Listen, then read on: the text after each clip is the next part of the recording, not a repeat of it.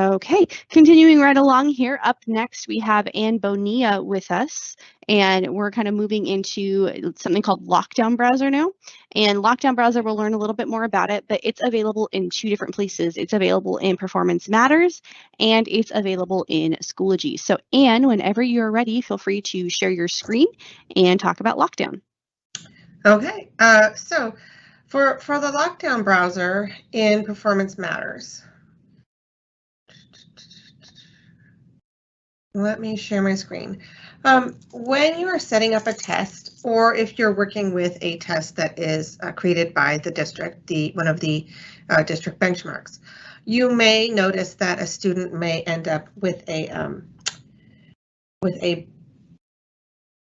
being locked out. And if the student's locked out, it's mainly because the test has been set up to be secure so that they can't navigate to another screen and look up the answers. How do we do that? So when you're making your own test, you can go to the administration tab here, and you open this online assessment, OLA, block of different settings, and the setting you would enable is enable secure test lockout. Once you check that, then if a student navigates away from the assessment, they automatically are locked out of the test.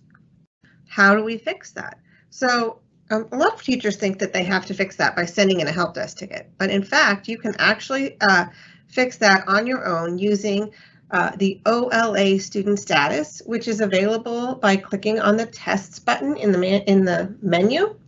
And when you click on that button, you can access the OLA student status and change status. So I'm going to show you a quick video. Ooh, let me stop sharing for a second because I don't think I enabled my audio. Let's quickly share with the audio.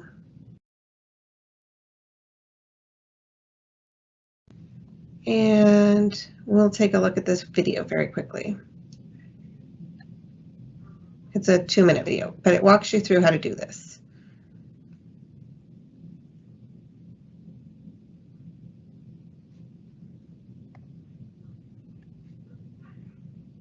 In this tutorial, you will learn how to use OLA Student Status to manage the online testing process for students. First, go to the Test menu and select OLA Student Status. Then choose a test from the drop-down menu. At the top of the screen, select the assessment you wish to monitor. Next will appear various filters that can be applied to narrow down the students you wish to monitor. A teacher accessing OLA Student Status will only be able to apply filters related to students they teach. Selecting the Live Updates option enables you to view the progress of students currently taking the assessment. Once you have selected the appropriate filters, click Apply Filters. The status summary icons that appear above the list of students serve as an overall summary of the testing status. Unassigned displays the selected students who have not yet had the test released to them for administration. Assigned indicates that someone has either released the test for online testing or downloaded the scan sheet for those students. In Progress displays the selected students who are currently taking the test or students who have paused their test. Clicking on the Lock status will show all students who clicked away from their testing browser window when Secure Test Lockout was enabled. Submitted displays the selected students who have completed the test and click the Submit button. Finally, after an update occurs, students who have submitted their tests will change in status from submitted to finished, making their test results available in all reports. The status summary icons can be used to filter the list of students below. Selecting any of these icons allows you to view the desired student population.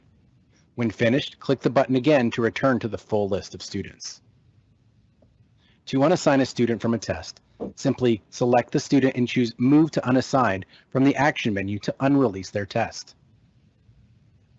Likewise, if a student exits the test in error, you can move their test back to In Progress.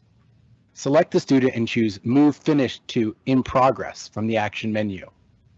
Once a student is moved to In Progress, they can refresh their browser window and resume the test.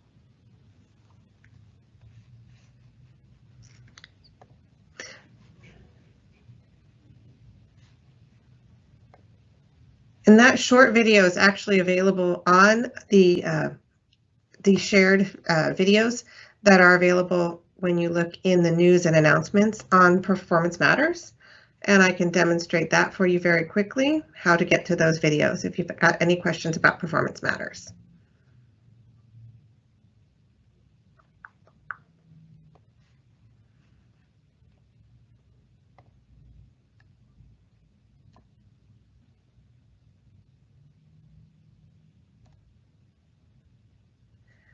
So in Performance Matters, you can click on this News and Assignments button, and it'll show you a list of all the different videos that are available. Again, to get to the OLA student status, you click on Tests and just click on OLA student status. And from there, you can filter for your students. The students are assigned a test once they click on them in Schoology. Once they launch the test in Schoology, it's assigned to them. And that's it from me.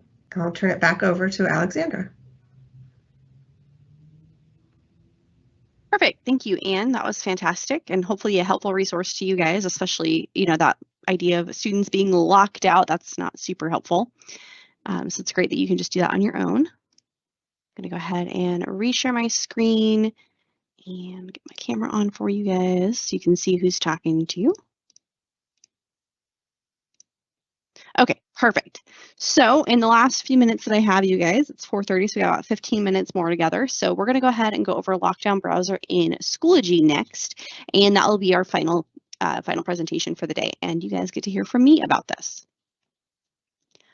So let's learn a little bit about what the heck Lockdown Browser is. So very similar to what it is in Performance Matters, Lockdown Browser in Schoology is a custom browser that locks down the testing environment.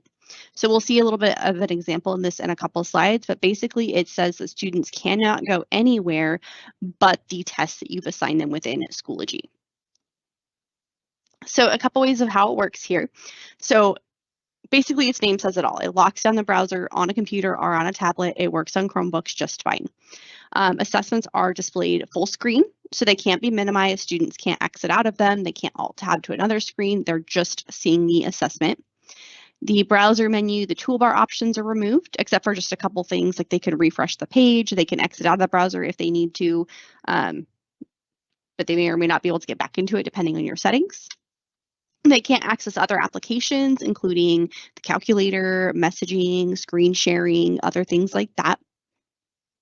They also cannot print from that lockdown browser. They can't do screenshots of the test or anything like that. They can't copy or paste anything into it.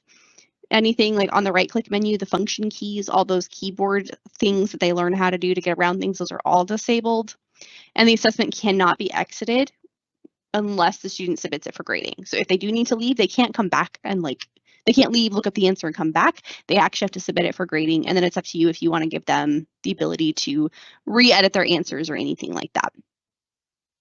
And then assessments that are set up for use with Lockdown Browser can't be accessed with other browsers. So if you set it up to do Lockdown Browser, students have to use Lockdown Browser.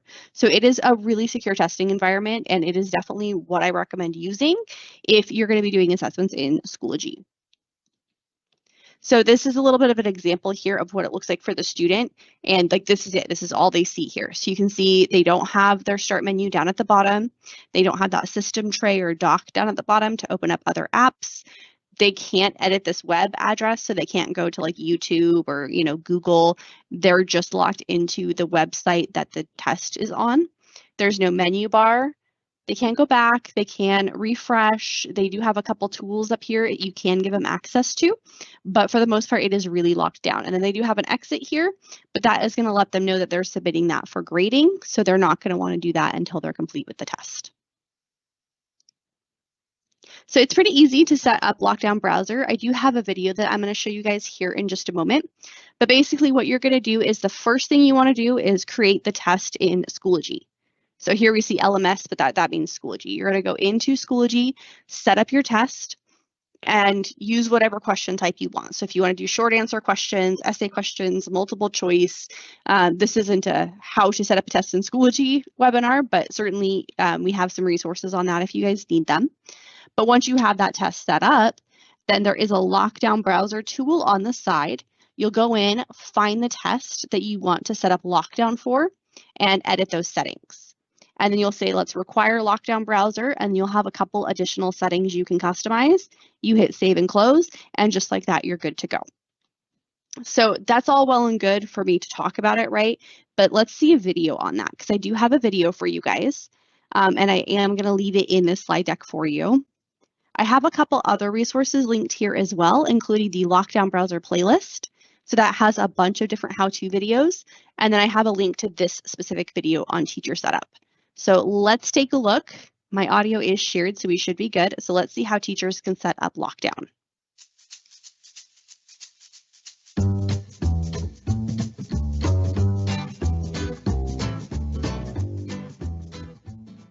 Hi, in this video, we're going to learn how to enable Lockdown Browser in our Schoology courses.